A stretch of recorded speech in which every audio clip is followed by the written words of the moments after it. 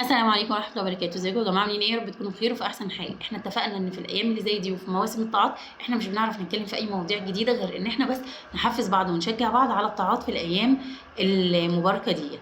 تمام؟ طيب حاجة بقى لقيت بدور دايما على مواضيع تخدم بقى الأيام دي. في آية من القرآن، الآية دي جميلة جدا. الآية دي أنا شخصيا بعتبرها من أعظم الآيات بالنسبة لي، واللي كتير بتغير من طريقة تفكير الإنسان لو فعلا حطها في دماغه واستشعرها دايما وعمل بيها.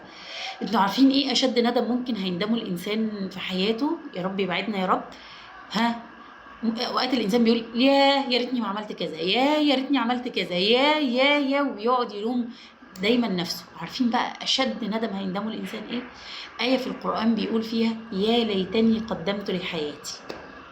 انتوا متخيلين يوم هيندم في خلاص، في وقت خلاص ما عادش فيه اي فايده للندم. يا ليتني قدمت لحياتي معنى كده ان هو كان فرط في عمره.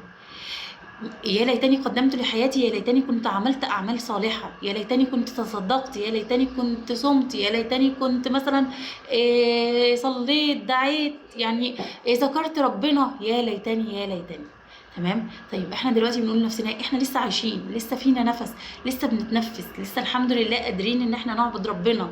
تمام. فيبقى ليه نندم؟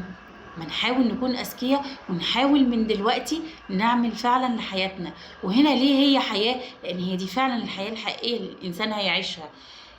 حياة إلى ما لا نهاية، حياة دائمة، مش زي الدنيا اللي احنا عايشين فيها. واتسمت الدنيا لأنها جاية من الدون، حاجة كده يعني من الدون. تمام.